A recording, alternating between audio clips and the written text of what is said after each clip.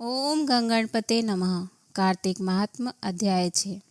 नारद जी बोले, जब 2 घड़ी रात बाकी रह जाए तब तुलसी की मृतिका, वस्त्र और कलश लेकर जलाशय पर जाएं। कार्तिक में जलाशय के जल से स्नान करना चाहिए।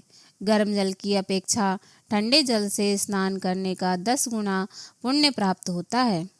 उससे 100 गुना पुण्य बाहरी कुएं के जल से स्नान करने से प्राप्त होता है।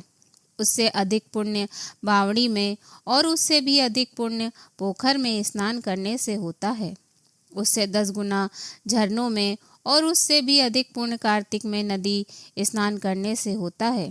उससे भी 10 गुना पुण्य वहाँ होता है जहाँ 2 नदियों का संगम हो, और यदि कहीं 3 नदियों का संगम हो तब तो पुण्य की कोई सीमा ही नहीं।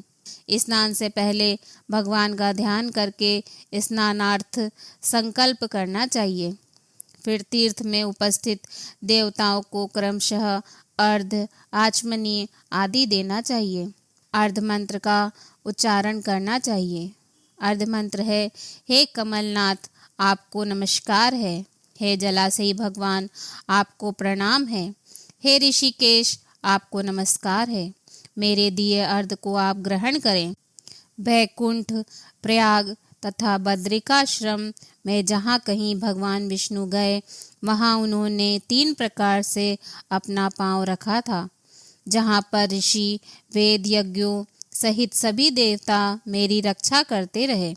हे जनार्दन, हे दामोदर, हे देवेश, आपको प्रसन्न करने हेतु मैं कार्तिक मास में विधि विधान से ब्रह्म मुहूर्त में स्नान कर रहा हूँ।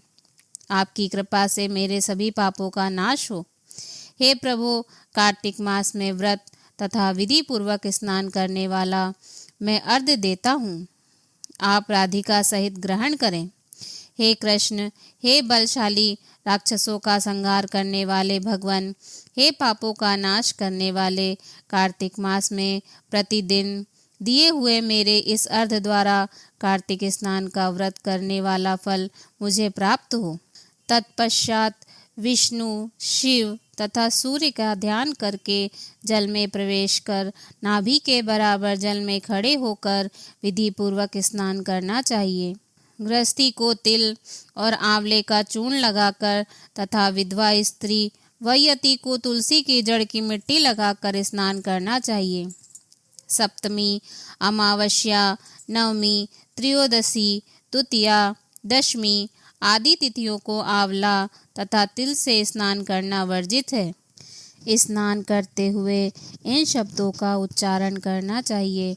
जिस भक्ति भाव से भगवान ने देवताओं के कार्य के लिए 3 प्रकार का रूप धारण किया था, वहीं पापों का नाश करने वाले भगवान विष्णु अपनी कृपा से मुझे पवित्र बनाएं। जो अमनुष्य भगवान विष्णु की आज्ञा से कार्तिक व्रत करता है, उसकी इंद्रादि सभी देवता रक्षा करते हैं, इसलिए वह मुझको पवित्र करें। बीजों, रहस्यों तथा यज्ञों सहित वेदों के मंत्र कश्यप आदि ऋषि, इंद्र आदि देवता मुझे पवित्र करें। अदिति आदि सभी नारियां, यज्ञ, सिद्धि, सर्प और समस्त औषधियां व तीनों लोकों के पहाड़ मुझे पवित्र करें।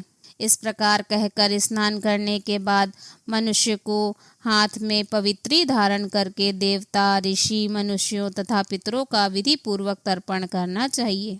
तर्पण करते समय तर्पण में जितने तिल रहते हैं उतने वर्ष प्रयत्न व्रती के पितृगण स्वर्ग में वास करते हैं। उसके बाद व्रती को जल से निकलकर शुद्ध वस्त्र धारण करने चाहिए। सभी तीर्थों के सारे कार्यों से निवृत्त होकर पुनः भगवान विष्णु का पूजन करना चाहिए। सभी तीर्थों के सारे देवताओं का स्मरण करके भक्ति पूर्वक सावधान होकर चंदन, फूल और फलों के साथ भगवान विष्णु को फिर से अर्घ्य देना चाहिए। अर्घ्य के मंत्र का उच्चारण इस प्रकार करें। मैंने पवित्र कार्तिक मास में स्नान किया है। हे विष्णु, राधा के साथ आप मेरे दिए अर्घ्य को ग्रहण करें। तत्पश्चात चंदन, फूल और तांबुल आदि से वेद पाठी ब्राह्मणों का श्रद्धापूर्वक पूजन करें। और बारंबार नमस्कार करें। ब्राह्मणों के दाएं पांव में तीर्थों का वास होता है। मुंह में वेद और समस्त अंगों में देवताओं का वास होता है। अपने कल्याण की इच्छा रखने वाले मनुष्य को इनका न तो अपमान करना चाहिए और न ही इनका विरोध करना चाहिए।